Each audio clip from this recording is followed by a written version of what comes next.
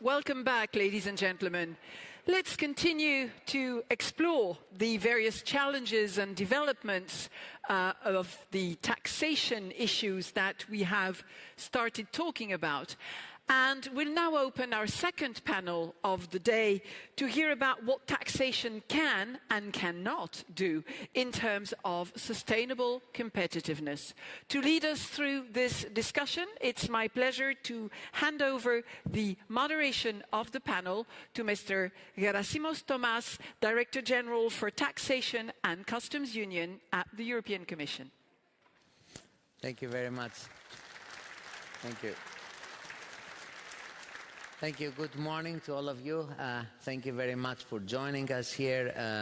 In presence, many representatives from national parliaments, very important component of the concept of this tax symposium, many members of parliament, many citizens, people from the private sector, from academia, from research.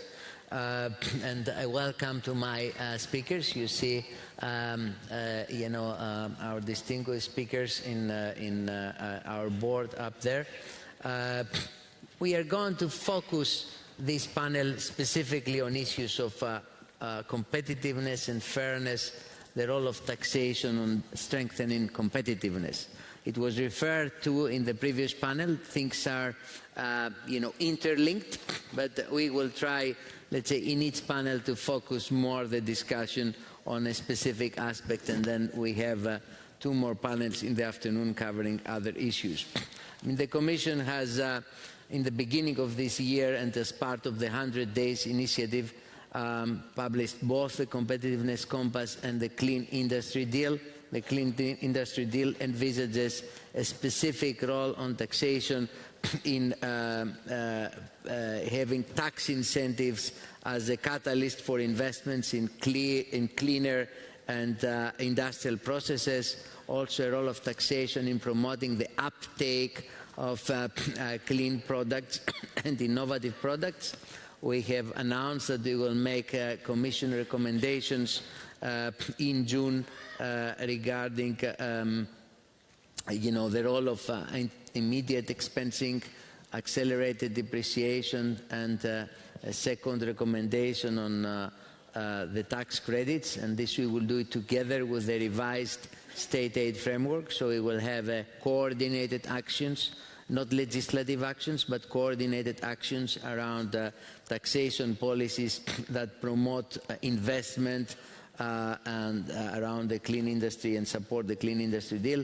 And the second issue, we have highlighted taxation as an instrument and a tool to promote innovation, and this is important for our longer-term competitiveness.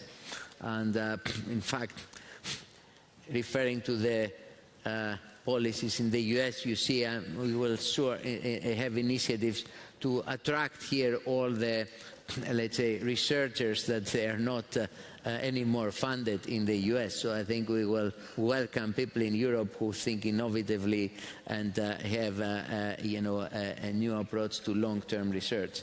So we would like to hear the views of our panel, and then we will, like in the previous panel, get questions from the national parliamentarians, from the audience, and have a fruitful debate around these issues of competitiveness and taxation. I will start with Bruno, is the Member of Parliament who is driving this panel. So we will start with you, short intervention to start with, and we will follow the order that then we have on the screen. Well, thank you very much. Thank you very much, Gerassimos, and I'm very enthusiastic that I'm sharing the panel. And in the end, it becomes also almost a Latin, Iberian-American panel. It's one of the first times probably here in the European Parliament. But I wanted to thank all of you for attending, and surely the FISC Secretariat that has been doing an amazing work for putting up this event. And I wanted to tackle my intervention until yesterday mainly on competitiveness. And I will start by doing that, but then I will leave a short remark that can trigger the debate, or a very important debate for later. And competitiveness, as we know, has been the buzzword for this term. I mean, I don't know if it is the first time, but we all think now that we are less competitive. That has created a fear and anger within the European institutions, within European citizens. So the buzzword is that we should do everything in our possibility to be more competitive. And let's go to the data. The data has shown us that we, in 2008, had a similar GDP in the euro area to the US.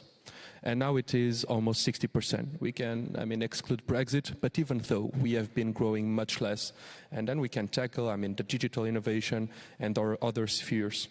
But that's why it is very important that the Commission is now presenting both the competitiveness compass and the clean industrial deal. And I'm mainly focusing on these two instruments because we need to be sure also when it comes on taxation that tax subsidies are provided in a fair manner, but that they are directed in our priorities. We are speaking about decarbonization, as the Commissioner priorly stated, but also into artificial intelligence, where we are lagging behind our partners. And this is one of the reasons why, from the S&D Group, we have been a strong advocate for more European decision-making. This does not mean that we don't want less sovereignty for the states. It means that we want to simplify. It also means that we want to harmonize. We should be thinking as one if we want to be perceived as one. It's useless to compare our GDP with the US GDP if in the end we have 27 states and they have one federal state. And in fact, in tax policy, I think that harmonization is the best path towards simplification. It's very easy to see. Let's put it from the business world or from the perspective of the consumer. If you have 27 different rules that you apply to an individual or to a company, the best that you can think to simplify the rules is not to speak about simplification, it's not to speak about cutting red tape, is actually to harmonize. That's the best way to simplify. And I think that also comes with improving the level playing field. And I do not want to go without mentioning, and this is probably my last part of the intervention, without mentioning the social dimension of taxation. One of the things that we are very proud of Europeans is of our social welfare. In Europe, a citizen is not reliable or fully reliable on a private insurance if he needs to get medical assistance, and that is something that we should be proud of. But we are living in a very pivotal moment. I was doing an exercise yesterday. If you go to the 16th century and you go to the 30 Years' War, if you go to then the 18th century and to the Napoleonic Wars, if you go to the First, Second World War, if you go to the Cold War, and if you go to any of the wars that we have had in European soil for the last centuries, there is something that you can relate with taxation, is that every time that states or actors increase their spending with defense, there is a raise on taxation, or at least a reform on taxation. In the post-Cold War, we have had, for the first time in recent decades, less spending on defense, even though we were within NATO. And that meant that we had more to spare, more to redistribute. We are coming now to the point where we need to invest again in defense. And the European Commission has just announced the package of 800 billion for defense to be sure that we are both autonomous and independent as European actors. Well, I don't want to be the one bringing the bad news, but that will come whether we like it or not, with a reform in the tax systems that will come, whether we like it or not, with probably an increase on taxes. And then the question should be, who should be paying these taxes in the world that we are currently living? And this is the final answer from my side. In a world that we live now that is more unequal than the feudal world, I think it is not inappropriate, I think it's not anti-capitalist, and I don't think it is unfair to speak about taxation, fair taxation to ultra-high net worth individuals, as we have spoken before. This, coupled with collecting the taxes that are due to the European Union, couldn't be enough to pay not only for defense, but also, for example, for the housing crisis that we have. In the end, it's not a matter of discussing if taxes are good or bad. It is about being realistic, it is about being pragmatic, and it is about solving people's problems. Thank you. Thank you, Bruno. Well, security costs. When I was in the Deputy Director General of Energy and then Minister of Energy, I was saying energy security costs. But let's see if it means it's the only way is to have more taxes. Eduardo, you want to comment on this? Yeah, thank you. Thank you, Gerassimos. Thank you for the invitation and the opportunity to talk here. I'm very happy to be with all of you. So I think this panel is a very interesting panel in the sense that it allows, perhaps from different angles, but to discuss about a key economic policy priority at a national, but also from a European Union level, which is productivity / competitiveness. Sometimes both words get used in the same manner. They are slightly different, but we're talking about productivity and competitiveness. Now, from my background, I'm an economist, and my career experience, I'm not a tax expert, as many of you in the audience probably are, but I wanted to address in this first intervention how I see or how I understand the link between financing, productivity, innovation, competitiveness, and then how I think taxation may fit in this approach. And I want to finish very shortly with also a very specific example of an initiative that I think it illustrates how we can move forward in the direction that I would argue right now. So allow me to zoom out for a minute just to put a little bit of context on what we talk when we talk about competitiveness in the EU, and Gerassimos was talking about the competitiveness compass for the EU, which it outlays very nicely the main working priorities in terms of economic policy for the next 5 years, right? So to me, to put it in a nutshell, I mean, there are two main takeaways that are relevant for today's panel. The first one is that, you know, there is overwhelming consensus, I would say, that investment in the EU, and in particular in innovation and in frontier sectors, has been lagging for quite some years now, especially if you compare with the US, right? And there is a huge investment gap in the EU, so we are saving a lot more than we will invest. So why is this important? I mean, this is important because there is a clear link between a connection over the long time between investment, productivity, GDP per capita, and welfare gains, right? And that's how we finance our welfare state, right? So that's what we care about these, right? The second element of consensus is that we as Europeans acknowledge that there are some investment priorities that we want to put forward, right? And then we need capital reallocate to those priorities, whether it's clean energy or because we understand that our future prosperity also relies on our ability as an economy to to produce goods and services of the future that will bring us money and welfare, as I was saying. Capital allocation and everything related to investment and innovation and business-friendly environment and framework is key, right? So I would like also to remember that, as I was saying, we Europeans we run a very large current account surplus, right? Which means that we don't have a problem of enough savings. On the contrary, probably, right? So every year there are billions of euros that fly out of the EU to finance investment elsewhere, looking for more profitable returns on that capital. And don't get me wrong, I think we reap the benefits from that too. But that's something, I mean, it's a good point to illustrate that it's not a problem that we don't have the capital to finance what we want to finance.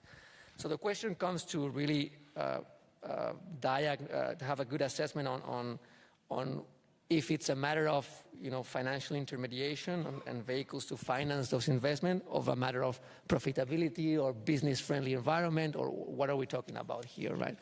So this is where I think we have a first big milestone in 2025, which is the Strategy on Saving and Investment Union, which will be presented pretty soon by the Commission, where I expect, you know, to have a fully fledged comprehensive strategy with also proposals on how to address both from the supply and the demand side what I was talking about, the financing, and then also what to make more attractive our investment projects, right? So it will go probably from, for example, understand better how our institutional financial framework works in terms of like pension funds, what role do they play to finance those investment projects, to probably other more broad issue from the demand side, which will be probably, you know, how we do deep in the single market, and then, or how do we do not only on following the tax approach, but also going beyond that to see how we can improve our regulatory environment, how we enhance cooperation, how we reduce information barriers to make financing and investment more attractive, right? And here I wanted to conclude this first intervention with a specific initiative that I think illustrates how we can move forward and bring the puzzle, all the pieces of the puzzle together, right? So I don't know if you know, but Spain have been one of the main promoters of a new governance tool inside the European Council, which is the European Competitiveness Lab or Task Force, which enables some member states from 3 on, you know, to address new projects within within a control environment and also coordination with the Commission to make sure we can make some progress in key projects. And one of them, which is I think is very timely for the conversation that we're having today, is one of the projects is to create a European level for investment, right? So this, of course, would exactly make sure that the idea is to create a label based on a very simple criteria. For example, you know, if there is investment in European assets or specific European infrastructure, then that financing vehicle will have that label, and then you can encourage new products for retail participation in capital markets, mainly equity, because that's where we have the main problem, and towards European investment, right? And of course, this level, I mean, one would ask, why is this, how can we make this attractive for investors? And here, maybe we have to talk about how to make them more attractive from the tax treatment perspective to make sure they are treated more favorably than other instruments that we're having right now to channel this capital. So I'll finish here my first intervention with that. I think this is a good example of how we can, with coordination within the framework of the Council and also with the help of the Commission, countries can move forward towards deepening our capital markets and make sure we put everything to incentivize reallocation of capital towards our main priority and European investment. Thank you, Eduardo. So we heard from Bruno that harmonization is the best path to simplification. Here we hear from Eduardo that the role of coordination that can play in tax policy coordination and other competitiveness policy coordination can play in the road to strengthening competitiveness. Maria. Well, thank you. I'm really honored to be here and trying to not to repeat what others have said before. I think that I would like to start with a reference that thinking about competitiveness, it's not new for the European Union. If you look at Article 2 of the Lisbon Treaty, it's there. It talks about highly competitive social economy, and that's what we all want to keep. And for this, I agree that there is a certain sense of urgency, that we need to move, and probably we need to be not just thinking about retaliation measures, but taking a more proactive approach. And for this, I think that probably is of essence that we start opening debates about, for example, if we need to keep this unanimity rule for all and every single tax matter, or if there are room for certain improvements there.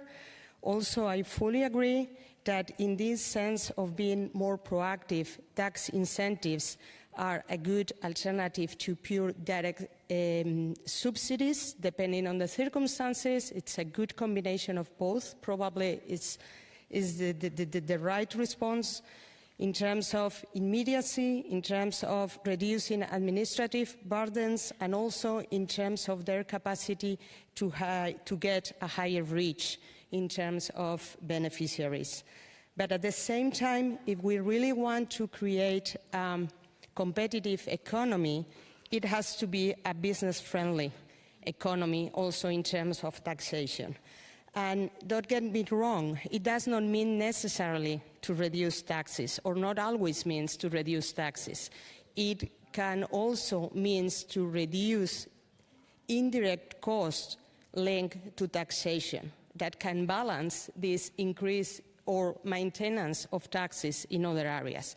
So I fully agree that simplification, avoidance of the proliferation that we are seeing of unilateral minor tax figures, new tax figures that are complicated the ecosystem very significantly and creating very burdensome taxes, not always proportionate to the collection impact they are showing. Also, demanding a more and higher effective collaboration among tax authorities. Some panelists have mentioned, Eduardo particularly, the initiative of the Competitiveness Lab. Very good initiative, but I think that it's a good example, but I think that apart from these initiatives in terms of legislative measures or coordination in policies, I think that we need also to foster collaboration in implementations. The European Union has created very good instruments in terms of collaboration when dealing with taxation. But to be honest, from my practitioner perspective, it's still a bit disappointing the level of use by the member states' tax administrations. I think that there is a good room for improvement there. Still, my perception is that there is some fear of losing control about tax matters. So I think that a lot of focus is made on exchange of information. That's great. It's combating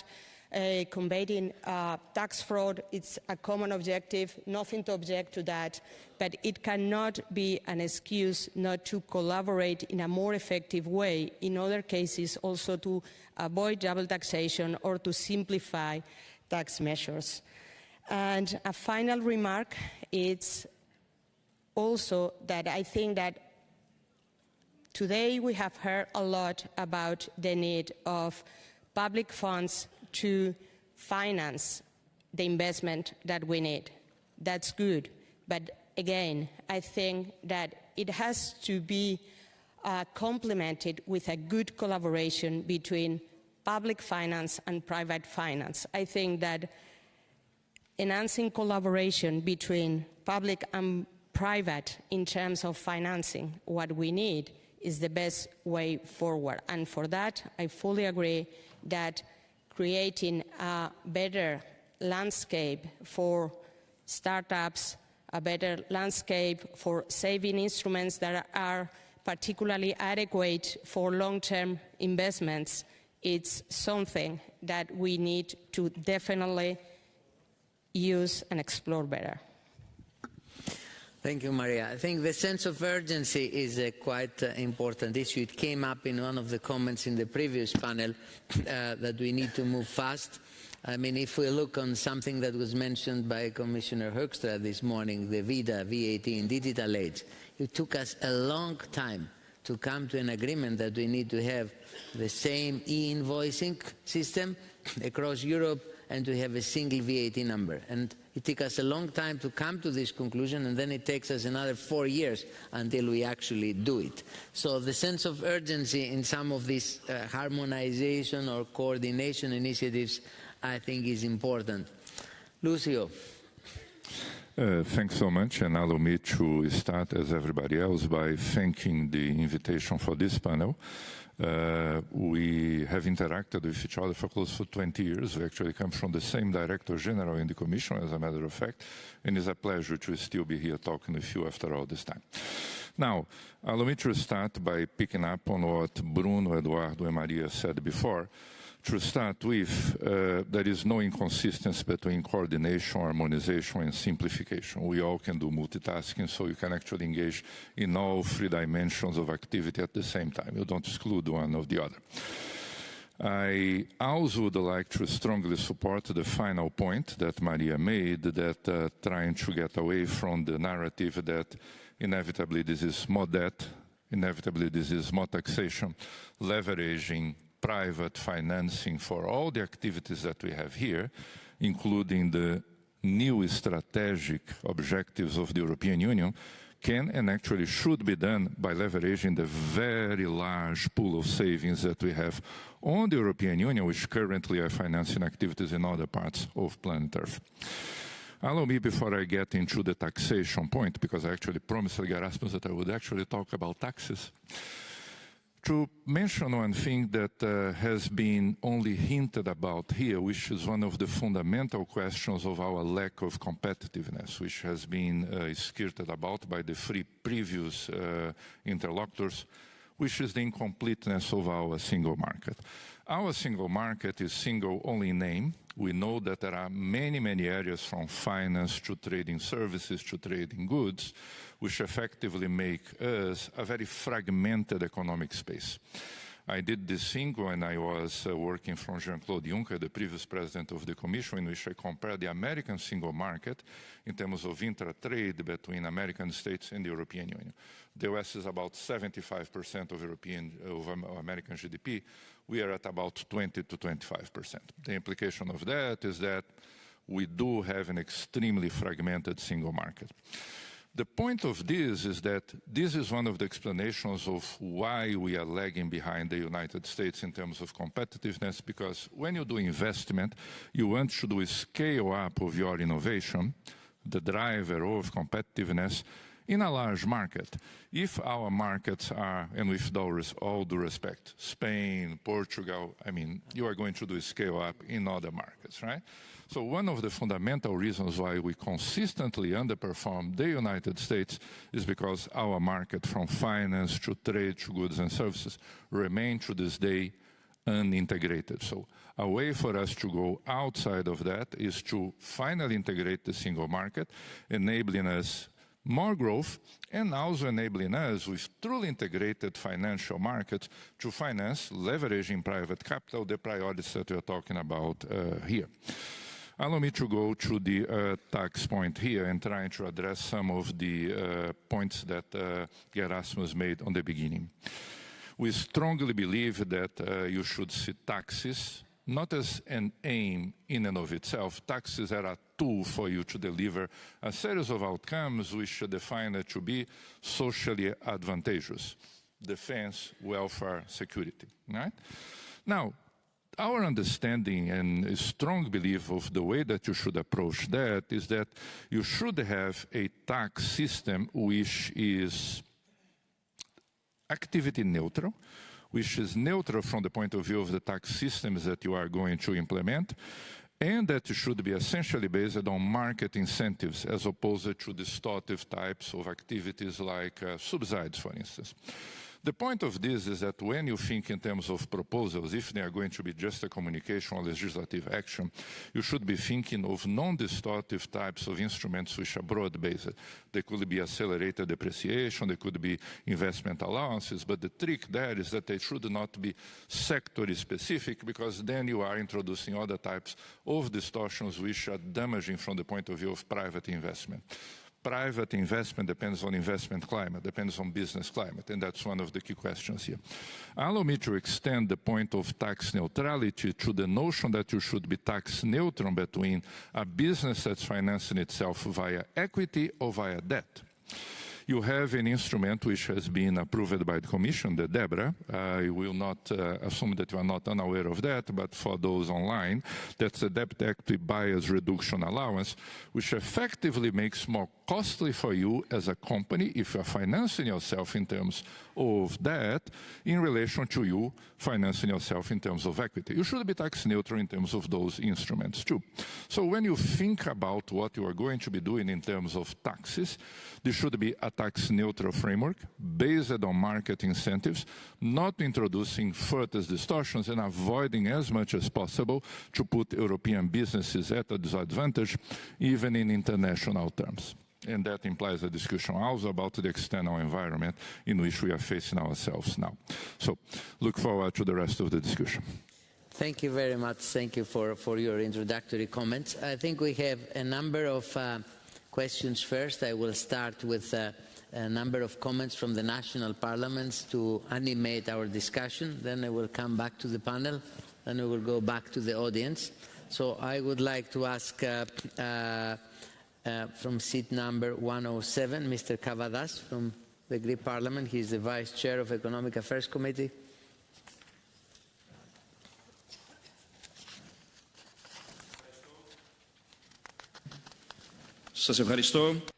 Thank you very much for giving me the opportunity to take part in this discussion.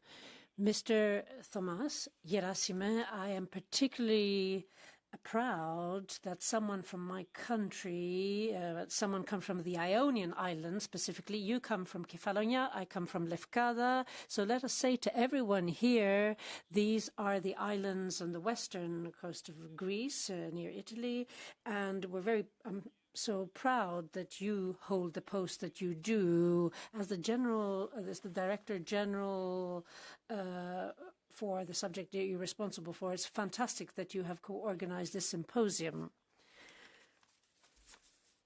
Now, the whole issue of the tax policy mix plays a very important role in shaping the economic environment, not only on a national level, but on a global scale.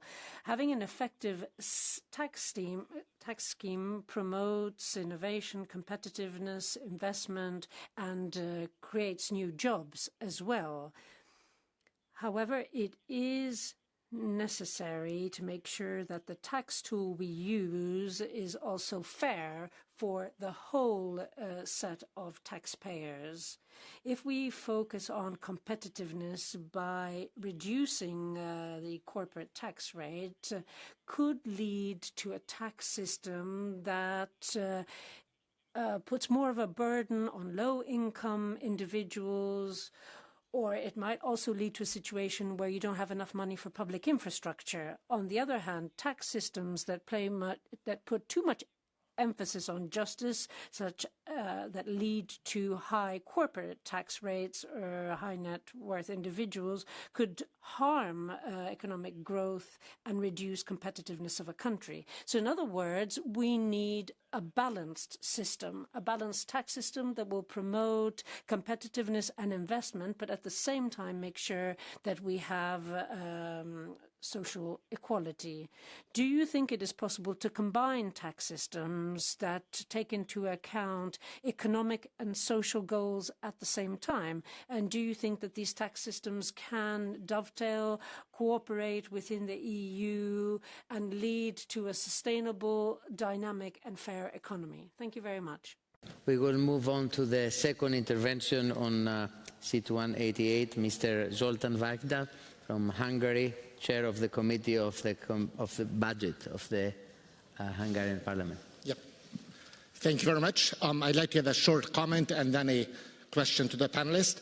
The comment that I'd like to make is that, in my opinion, competitiveness and fairness are not opposing forces in tax policy, and they should go hand in hand.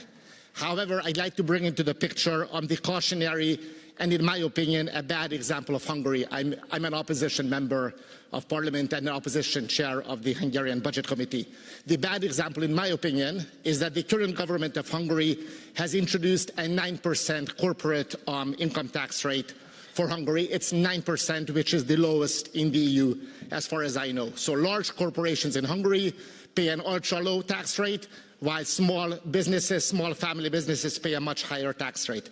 However, even though we have this ultra-low 9% corporate income tax, which has been in effect for now over a decade or very close to a decade now, our country is still not able to attract attractive foreign investment.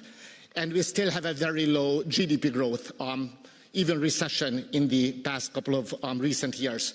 So the question that I'd like to have for the panelists based on this is that, in your opinion, what other factors besides having a low corporate tax rate are preferable for a good tax policy for competitiveness? I'm thinking of issues such as predictability, stability, simplicity, issues like that. Thank you.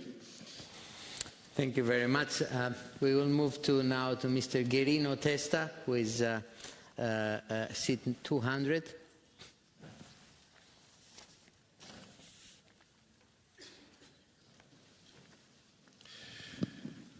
Buongiorno. Now, good morning to everyone. I'd like to thank the organizers for choosing the title of this panel. It is truly an important and topical, as well as an interesting topic. I listened very carefully to what you all had to say.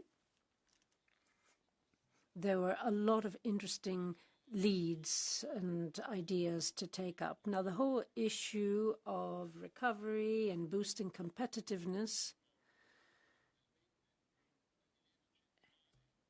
has finally, and I underscore the word finally, in the EU's policy, and the Italian government has been clamoring for this.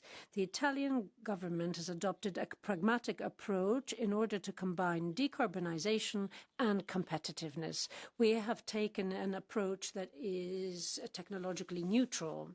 In order to boost the EU's competitiveness, I believe that, as you said very clearly, we have to harness all the tools at our disposal, and taxation is one of those tools, and it can play a strategic role.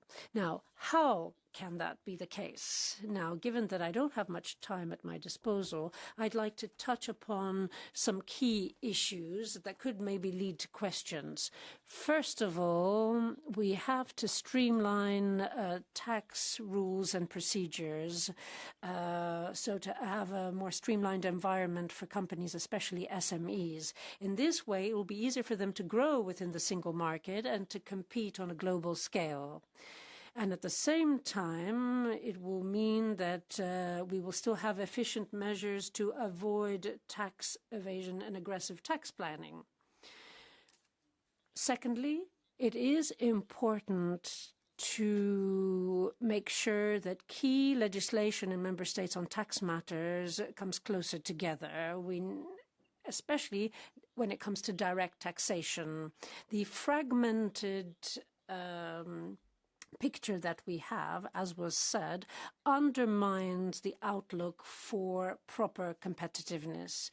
It means that we have opportunistic behavior, and it also takes away significant resources that could go into fighting against tax evasion and tax avoidance. Thirdly, it is necessary to make the European tax decision-making procedure quicker, simpler, and more tailored to deal with the social, economic, and environmental challenges that the EU has to deal with, including on the global stage. Then there's the issue of QMV, qualified majority voting on tax matters. Unanimity is an obstacle. It slows things down, and it just makes the decision-making procedure more cumbersome. In other words, EU tax legislation has to support decarbonization, but not at the price of deindustrialization. It needs to flank the European industrial sector and help it deal with the climate challenge, even including ad hoc tax measures. And of course, it also has to protect jobs. Growth and competitiveness in strategic industrial sectors also have to be protected. We need to have tax credits and tax incentives that will help with the circular economy and circular products. We also have to make sure that we have virtuous circles and maybe focus on that as opposed to taxing traditional sectors. Now, I hope that all these ideas can be taken on board and could maybe be covered by questions. Thank you. Time we need to move on, so we have interesting interventions. But Juan Lobado now, Senator from Spain, seat 146. Can you listen to me? Yes. Thank you so much for all your ideas. Listen to you, it's like we're at the point that we have to decide if we want to be much more competitive as a region, or we want to be much more competitive every country as a little one between each other, because we have different tools. We have the trade, and we just listen to the commissioner. We are sure about that, we're fighting back, and we are a one. Okay. But we also have the tax system. And in the tax system, we have the VIT, and we are working together there for different reasons, historically. Okay, that's right. But what's going on with the wealth and the income tax? That's the point. And we have to decide if we want to be much more competitive as a one, as a region, or not. And I think that's the point we have to decide. Thank you. Thank you. Thank you. And one more intervention from Greece. I think there is a bias because of the composition of the panel. So we have Mr. Koukoulopoulos from seat 108. Thank you very much, Mr. Thomas. I would also like to congratulate you. We've heard so many compliments that we would like to echo this. We really feel very proud and pleased with all the work that you've done. We've heard some excellent proposals come from this panel. Completing the European single market is important, but we have our work cut out for us. We talked about harmonizing and coordinating policies. We've also talked about different ways of promoting investments, tax credits and so on. But I wanted to take the floor in order to make a couple of points. First of all, the EU needs to act in a united manner. Mr. Gonçalves talked about this and other speakers echoed this. If we stand united, we're stronger. That's why harmonization, single market completion are important issues. And the second point I would like to say is that since this panel is looking at competitiveness, it's part of its title, we also have to be bold and look at some mistaken choices of the EU. I mean, we have to look at the whole issue of electricity and the cost of electricity.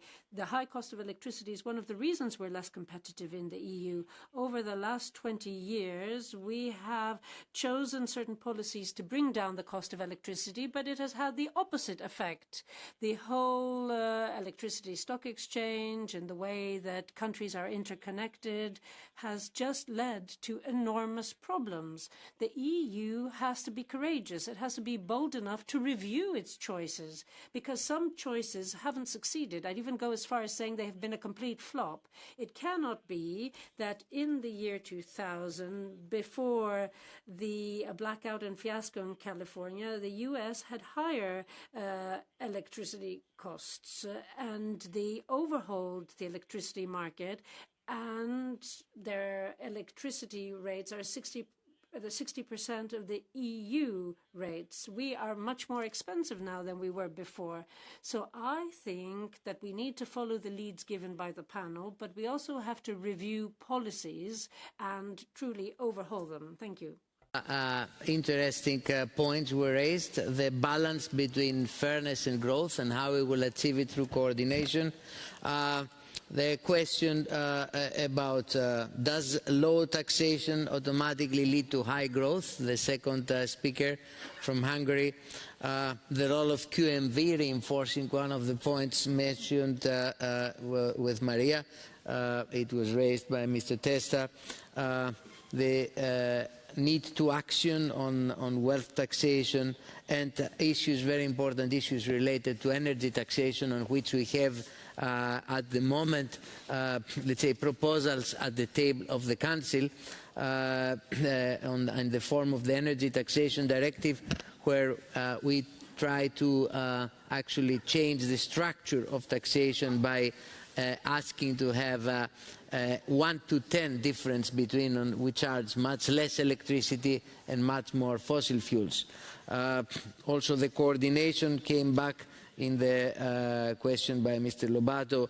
We have at the moment 20 member states having different and diverse measures of accelerated depreciation. All are coordinated with different state aids implications, whether it makes sense to coordinate or to harmonize. So I will ask first, I will go in this way to this panel. So, Maria, you want to comment on these issues, and then I will go to Bruno, Eduardo, and Lucio. Well, okay, some of the issues I already commented in my, so I think I will start with the last remark in terms of energy taxation. I fully agree that this is a key factor. I know that there has been some initiatives, but I think that two messages there. One is that we need to move faster, again. Secondly, I think I agree, the initiatives should be aligned with this, the clean deal, decarbonization, et cetera, but at the same time, I think that we cannot avoid another two problems that we have there. One is, as I mentioned before, a huge proliferation of taxes dealing with energy taxation. We need to simplify the system. And secondly, I think I hear a lot about minimum taxes to disincentivize the use of fuel, but I don't hear so much about putting maximum rates. I think that the cost of energy is highly impacted by taxation, and we need to rethink about that. It's a basic input for our industry, and talking about minimum taxes is fine in terms of align with objectives, but maybe it's also the time to think about maximum taxation that can impact certain energies. Thank you, Maria. Bruno. Well, from the beginning. First, I'm not Greek, but I would also like to congratulate you. So you have a non-Greek speaker doing this to you and your team. And I hope that next time you can join us in Portuguese or Spanish. And then just on a first remark for Lucio, this is because I was particularly hit on this idea that Spanish or Portuguese economies are not great. Indeed, we do not seek to be great again. That's part of our past. But I hope that the business sector join us in this very important moment, also asking to stop the veto power that we have on taxation. It is indeed one of the problems that we have when speaking of harmonization. Sometimes we do not harmonize more, we do not simplify more, because some states are not eager to do the path that we have all agreed at this point that should be the common one. On the 4 questions, and I took some very good notes. Then this comes from my background, so for the chair of the Hungarian Budget Committee. I mean, some of my liberal friends would disagree with your perspective, because usually when you have lower rates, then everything will be like heaven for investment. It is not always like this.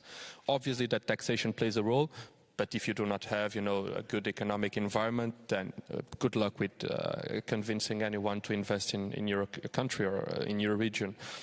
But then the other questions that I'm very eager to answer. First, I fully agree with this idea that we need to scale up, and we need to scale up not only for SMEs, but also for large companies. We have a big problem in Europe. We do not have large companies being created over the last decade. They are all out of Europe, but they are producing outside of Europe. They are paying their interests outside of Europe, but they are using the European consumers. So this is also an idea that we should tackle, not only on SMEs, but also large companies. Then on the first question, that is, if it is possible or not, that we should be afraid, or if I understood it correctly, we should at least reflect on the consequences of taxing ultra-high net worth individuals and on the consequences of harmonizing corporate tax rates. Well, I know one thing that has not worked for the average people and average person. It was the balance that we have had over the last decade. Having people in cities like Lisbon now leaving their homes to work at 8, getting home at 8 p.m., and by the end of the month, even though they are working more than 10 hours a day, that they cannot pay the rent, something is not working well for them, and social welfare is not working well for them. And this is, I mean, if in the one hand they are citizens, in the other hand they are taxpayers, so if they pay their taxes to elect people like me, I think it's at least just and fair to be sure that the system should be working for them. And then the last one that is very important on energy, and I really want to tackle this. Let's not be wrong about the strategy. And I really get the point, and I really get your point. I agree with it. But the problem is not the direction. Let's say the problem is not the source. The problem is the consequence. Let me put it very simply on electricity prices. Some of our countries, namely Portugal, Spain, Greece, but some of our countries already have a very high share of renewable energies production within the country. And renewables, contrary to what has been said in the 2000s, 2005, 2009, are now cheaper in terms of production than oil. It means that we actually achieved what we have meant to be a strategic autonomy. What is the problem? Electricity prices are not coupled to the production, they are coupled to the gas prices. So what has happened with the Russian invasion of Ukraine was that in that moment, because of the fear of the markets, someone was profiting and is still profiting a lot from high energy prices in Europe. And sometimes they are not even the European energy companies. There are foreign actors acting on the interest of energy. It means that speculation, that our people, that European consumers are paying speculation. They are paying finance rather than energy. So instead of blaming everything on taxation, I know the Commission has proposed, and I think it's very good. I mean, if we want to do it fast, we can lower taxation. We will have another problem, because then some of the finance ministers here or outside of this room will think, okay, but how am I going to finance my health system, because money still needs to flow in. If we need to tackle it very quickly, that's an option. But there is a quicker, fundamental option that we need and that we can do now, is to decouple the prices of electricity from gas. For the first time, the Commission has said if the states want to design a solution, they can do it. For my country, for Spain, for a lot of countries in Europe, this would be a non-taxation measure that would be good both for governments and for the ordinary citizens. Probably it would be bad for someone, but then again, if we want to be perceived as a great region, then we should be starting thinking of ourselves rather than external actors. Thank you. Eduardo.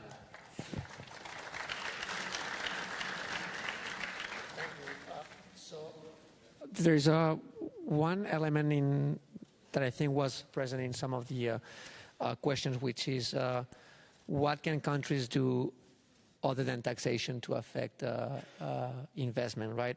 And here I think we all agree that we have to take a holistic approach, right? So from the demand side, there are a wide array of elements that affect why an investment project may be attractive or profitable, right?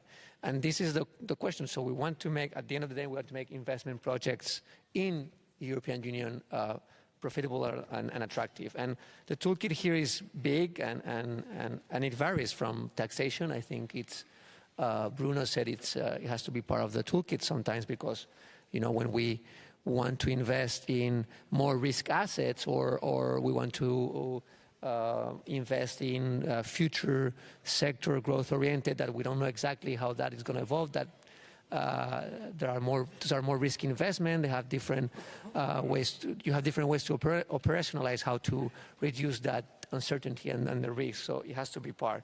But then I think we all agree that you have the scale up of the single market, and then you have other types of elements that needs to be present too, how to make it more friendly to innovation and investment. This means maybe reducing information barriers in the EU, streamlining some of the regulatory process. I mean, we have to acknowledge that navigating EU rules and the landscape is sometimes very complex, even from countries inside the European Union. So imagine from an investor abroad and needs to make investment decisions, right? So my point here is that the toolkit is big. We don't need to think only about reducing corporate tax income. Sometimes it may end up in that or not. I mean, we have to strike the right balance, but there is a lot to do outside taxation also to make investment projects more attractive and profitable for companies. And at the end of the day, that's what we want to do. Lucio, we need to have another round of questions, so give the opportunity to other people. I will try to be brief on my attempts to make Portugal great again. Obviously, my point was the size of the economy, and I actually don't recall saying great. I think I used large. If you are going to expand, you are going to do this on a $30 trillion market or on a market the size, let's say, of the whole Iberian Peninsula put together. From the point of view of a company, is obviously what you will do. Now, allow me to start on the question of energy. This is across the board problem that we all face. The companies put this as one of their main concerns in terms of the cost gap that we face in relation to other markets. And I should point out not only the United States, but also the People's Republic of China. We have energy costs here, electricity for industrial uses, which are 300% higher than what we have either in the United States or in the People's Republic of China. This obviously is a problem for our productive structure. It is also clear that there is a regulatory component in relation to why this happened. If you plot the energy prices, the moment in which you have the Great Trump is actually not the invasion of Ukraine by the Russian Federation. It was not this brutal illegal act. It was actually the beginning of the implementation of the Green Deal. It's when you actually have the jump in terms of the cost time series. Now, there are ways for you to address that, and one should be mindful that when you do rebalancing of energy taxes from one particular type of energy to the other, does not necessarily translate into an overall reduction of the tax load related to that. Depends on how you implement that. So tax is a component of it, but you should be careful how you approach that. Fully concur on the notion that when a business approaches a particular location, is not only the tax rate, is the business environment in and of itself, which incorporates several different dimensions. Rule of the law, the swiftness of procedures in relation to all sorts of acts. So tax is a part of it, but a business will look at the package of what is on the table for its own access to a particular market. If you allow me one small point, which is something that I would like to have commented on what Maria said, which is what I call the implementation gap at the level of the European Union member states. We do have a series of laws and regulations and directives at the level of the EU. We actually do not necessarily call for less regulation, but we do call for a smarter implementation of that. You do have situations in which the sheer inconsistency of implementation of EU-level legislation at the level of the member states is in and of itself a major impediment to this. And this is not something that is necessarily solved by the introduction of a 28 regime, answering to one of your additional questions. If what ends up happening is that from the point of view of economic operator, if you still have to abide by all the 27 types of legislations and you have the 28 on the top, you are not making life easier for companies and you are not reducing costs. You are actually increasing them. So now it depends on how you implement this. Yeah. Thank you, Lucio. In fact, in the simplification, as it was said also by the Commissioner, the thing is not only to simplify at federal level, but all the way down to the national level.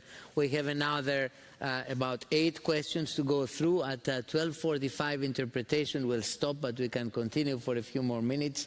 So I will go very quickly. Please be brief, so to give to everybody the opportunity to make a question. I have in seat 784, Femke Gruzic on X-Tax project.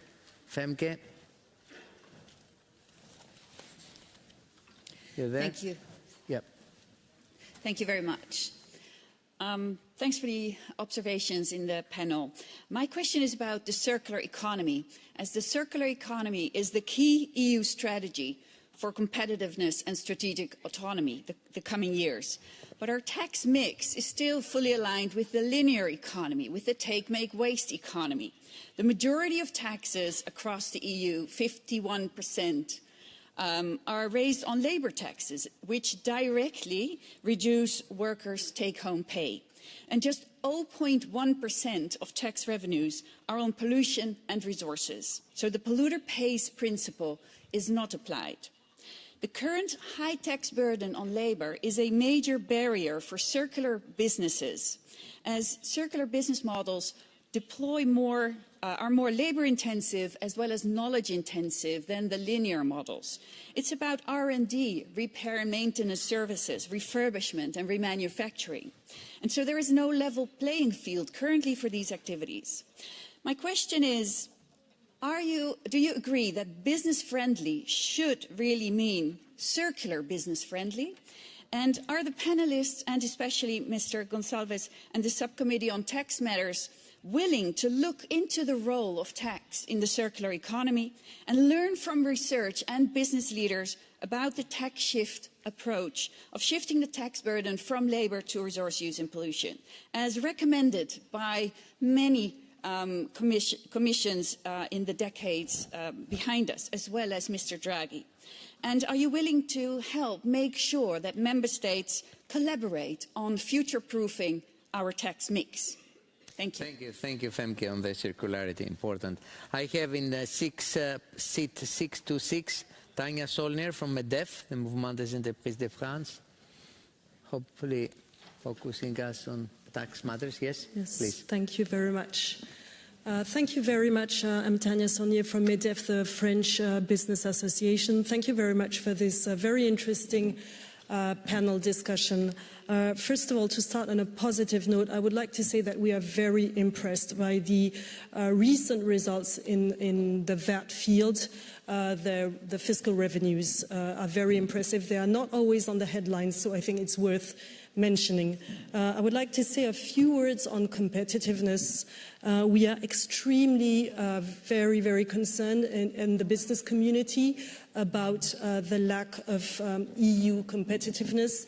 And recently, you know that we are facing an international situation which is very worrisome. Business are under the threat of undergoing withholding taxes from the US, and this is just as big as the threats on tariffs. So it would be interesting to hear the panelists, your views on this situation and how the EU can react and should react. On competitiveness and simplification in general, we would like to underline that what we are expecting is true simplification. We do not want just cosmetic changes. It's not just about refurbishing a few directives. We believe that true simplification, that is key to competitiveness, wider competitiveness. There are very important directives, for instance, that have been adopted in the 90s in the direct taxation field, and we do not see equivalent measures today. So I've heard people mentioning the CMU. There's still tax barriers, so why isn't there a conversation on the level of withholding taxes, for example? This is just an example, not something we are really pushing forward, but worth thinking of. And maybe a last remark, I would like also, listening to panel one, and I'm not taking any position on the discussion on high net worth individuals, I'm just wondering how the academic work of economic researchers is brought together, how do different schools of thinking are taken into account in the making of EU tax policy. Thanks a lot. Thank you very much bringing forward the work on taxation, capital markets union and financial sector, on which we do a big study, and probably it will be one of the topics of next year's symposium. Kepi Jonas Kepi, seat 232 from OSCE.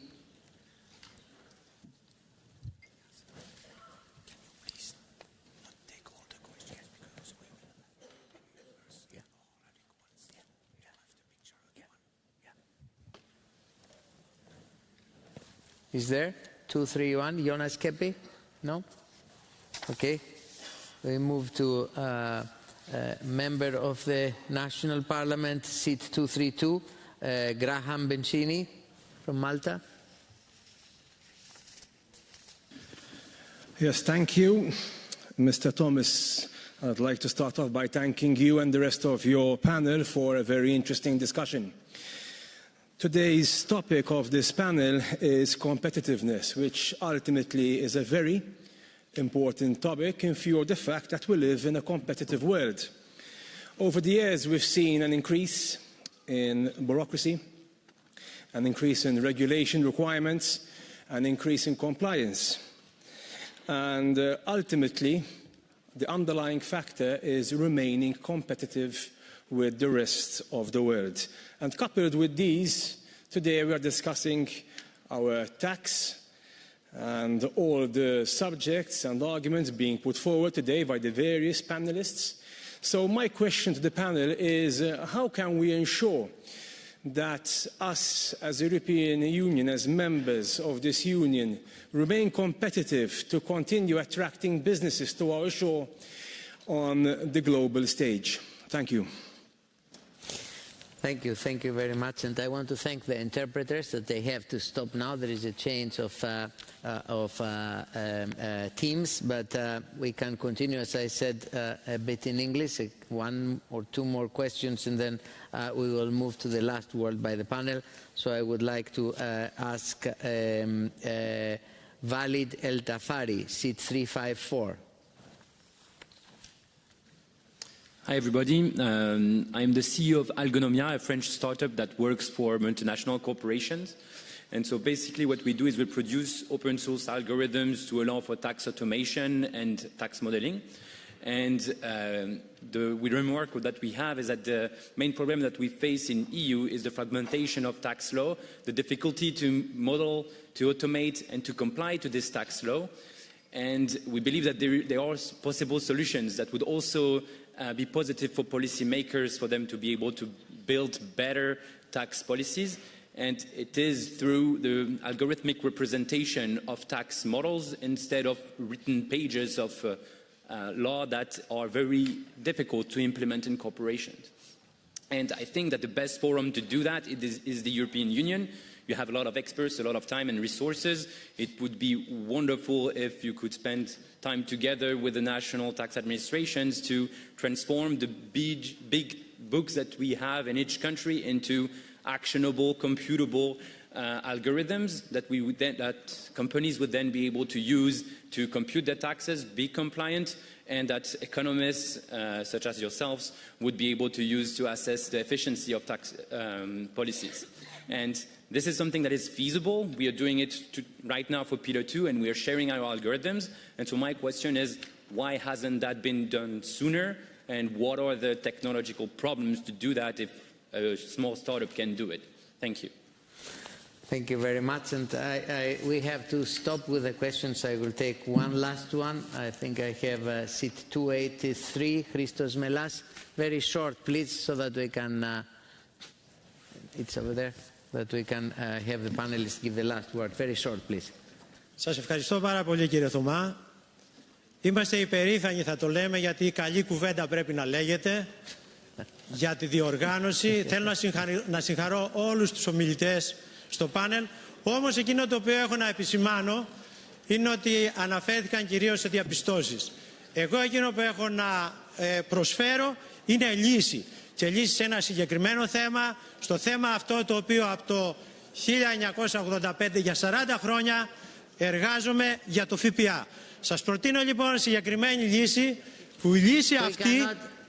There is no interpretation. You have to speak in English. Τι να κάνουμε τώρα, ελληνικά, Έλληνες, στην αρχαιότερη γλώσσα της Ευρωπαϊκής Ένωσης μιλάμε.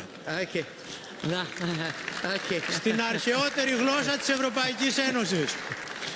Η λύση για το ΦΠΑ, δύο κουβέντες και τελειώνω. Η λύση για το ΦΠΑ δεν χρειάζονται μεγάλες μελέτες. Είναι σε 5 μόνον αράδες. Έχω υποβάλει την πρόταση, τη γνωρίζετε, σας ευχαριστώ για την ευκαιρία την οποία μου δώσατε. Έχω να πω μόνο μία ένα παράδειγμα. We will finish. There is no interpretation, Mr. Melas. So we have to... Thank you, Mr. President. Thank you very much. But I like to speak in Greek. Okay. Thank you very much. Okay. So the last, I'm sorry, the last it was about the role of VAT. So I think we have a rich debate. I think the purpose of this panel is of this conference is to bring together the national perspectives with the European perspective. We have to hear from the national members of parliament. We had about 7 interventions. So I would like to ask the panelists to have the last word. I will start in reverse order. So I will start with the business. We had also the opportunity to hear from MEDEF. We have the last round of questions. So Lucio, Maria, Eduardo, and Bruno. Many thanks. I will be extremely brief, starting with the gentleman from Malta, and then I will do a bridge with the contribution from EDF. What can we do? Be serious about the implementation of actions at the member state and European Union level that reduces the costs for business and make Europe a more business-friendly type of environment. How do you go about that? 2 points were already indicated on the MEDEF intervention. If we go for simplification, whatever is the expression that we use here, reduction of regulatory burden, do it seriously. Don't do it cosmetically, because if you do it cosmetically, in the end of the day, this will backfire on us, on the political capital of European Union authorities and for European businesses and for the European population at large, which is the ultimate objective of any policy action. You should be extremely mindful when you are doing that of the evolving external environment, including on tax dimensions. I assume that this will be addressed partly on the intervention by Secretary General of the OECD, Corman, later, but we should understand the implication of some of the ongoing actions from our partners and competitors, and what this implies for European business if we don't counteract those actions. So I will stay myself on this. There are things that we can do, but we should be honest about ourselves and don't go around with cosmetic measures, understand what's the external environment. So thank you. Thank you. Some of these implementation issues will be tackled also from the next 2 panels, in particularly panel 4. So Maria. Yes, thank you. I can only echo what Lucio said, but yes, complementing in terms of simplification, again, putting the efforts in coordination when taking implementation and enforceability of taxes. I think that we should demand more coordination among member states in terms of also avoid exchange of information, but also avoidance of double taxation, coordination in common solutions, coordination in common policies regarding the business environmental, and also to give legal certainty and predictability to business community. Eduardo. Thank you. I would like to end my intervention at least by saying that we in Europe have very large capital pools. That's a fact. It's just a way to make sure, understand from the supply and the demand side, what can we do to, make our investment in the EU more attractive so that we can channel, and then from the supply side, make sure that we have the vehicles to channel those capitals to the investment projects, right? And in this part, the ability to create deep and liquid markets within the EU plays a very important role, especially to finance and to make more tradable the equity and make sure our priorities in terms of investment, which is probably that are more risky, more prone to uncertainty, are met with success, and we can reap the benefits of all those savings that we are doing inside the European Union. And in that sense, I think thinking about new ways to launch new products like this European label may be useful. And it has the beauty also to have one of the things that we cover here, which is coordination among member states and within the EU level to make sure we can move forward at least step by step towards that direction. Thank you. Thank you. Bruno, you have the last word. I give you my time as well because it's, there is a group photo at 1 o'clock. I think we have just seen live Commission-Parliament interaction, you know. Thank you very much. I cannot answer the last one because I do not understand Greek, so I can't also answer in Portuguese, but I will try to go to the ones that I feel haven't been answered. I liked very much the expression future-proof our tax mix, something like this. We are already doing that or trying. First thing that we need for that is a majority, at least in the Parliament, and then going with the Commission. The Commission has put forward, some very good proposals. I think we should be greening our VAT to be sure that we promote both circularity and decarbonization. And that comes with the other consequences, as you mentioned. We have one of the problems not mentioned here today is that we are lagging behind also on research and development. And then we usually target public institutions, but it's not only public institutions. The problem is that private institutions within, so the way that we are moving capital, the way that we are producing is non-competitive also from the private sector. Let me put it very clearly. If it was not European institutions moving forward with decarbonization, some of the major automotive groups were still producing the cars that no one will buy in 10 years. And they should have been the ones firstly thinking about that. And of course we have a lot of challenges, but we should be at this moment, and this is a very pivotal moment, we should be together, we should understand each other's challenges. And going directly to the second question, or to the second three questions. On tariffs, we should retaliate if necessary, we should moderate when possible, and we should be completely straightforward on our strategic autonomy always, not only when possible, but always. On the simplification, I'm very comfortable with simplification, and I will tell you on my own. If the omnibus means that it is simplifying legislation for businesses, and for consumers, I'm totally forward that. If simplification means to deregulate or to go against the elected powers of the people, that is this parliament and others, I'm totally against that because no one voted for that and no one actually worked for that. Third, CMUs and its potential. If CMUs go for, and I was just speaking with Victor, this has been a discussion for the last 20 years. If it is to ease investment, we are obviously in favor of that. But if it is also to pay taxes and to pay taxes on capital gains, and this is very essential.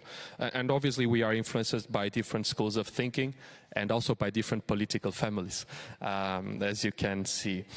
And I wanted to go to two last questions, one that has been made now and the other that I heard before to end. Sometimes, the startups you have mentioned have a very important work to do. I have lived in Austria and I've lived in Portugal. I can tell you where it was easier to pay my taxes and where it was actually more digital to see what taxes have been collected from me and what they have been spent into. Yesterday, Gerassimos was telling me that in Denmark, the best evaluated services is the tax department. Imagine this. So people are actually eager to pay taxes because they feel that services have been provided and transparency is a thing. So we should be working on that. But my last answer, or my last statement, is to a question that was not made to this debate, but to the prior one. And there was a question if the EU and the EU institutions should or not, or shouldn't be applying energy and resources into tackling the non-mobility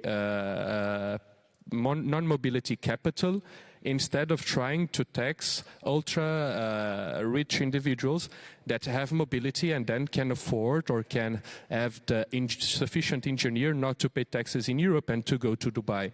And my answer is no, for a simple reason. The poor and middle classes already pay too much. And this is simply the reason why we are in this debate. And it is not because it is hard that we should avoid the debate. We are living in the most unequal world since the Feudal Ages. Capitalism has brought so many good things to all of us, not only consumers, but also citizens, welfare. It should be time also to rethink on where we want to go. And if we want to be proud Europeans, both on the business models, but also on welfare, we should all pay the same fair share to society. And that also means that the ones that have mobility have responsibilities, not only mobility. Thank you. Thank you very much. Thank you very much. Thanks all of you for participating. It's, at the end of the day, we will make conclusions. I think Pasquale Tritico, the chair of the Fisc Committee, will make conclusions, and we will together, Commission, Parliament, Member States, we will come. I think it's remarkable how much consensus we have in the different statements. There are some things that go through all panels, and I think this is encouraging. If every panel, or within every panel, everybody was taken to different areas, it would be difficult to move forward, but I think we received from this panel, as also from the previous, good ideas that will take us forward. Thank you very much all for attending this panel. Thank you for the speakers for engaging, and let's continue and listen to the rest of the day. Thank you. Ladies and gentlemen, before we break for lunch, I have a couple of important points to make, so please don't rush out right now. First of all, we are going to resume at 2:15 as planned, so that we slightly shorten the lunch break. The second thing is, lunch is not in the same building, so you have people outside who are going to guide you to the lunchroom, and there are signposts also along the way, so you should not get lost, although it's easy to get lost in this building, but you should be okay. And the final thing, before you all go away, could I please invite all the speakers and the members of the European Parliament and members of the national parliaments to please focus, sit in this part, and I'm trying not to put my hand in front of the cameras, but in this part, so from this alley to that one, in the front rows. If you find empty seats, if you're sitting on the sides, please occupy the empty seats. We are going to take a family photograph. So please, from here to there, all in the middle. Several of you are already there, but if you're a speaker or a member of parliament, please come to the middle. Everybody else can go to lunch right away. Enjoy your lunch. Back at 2:15. Thank you.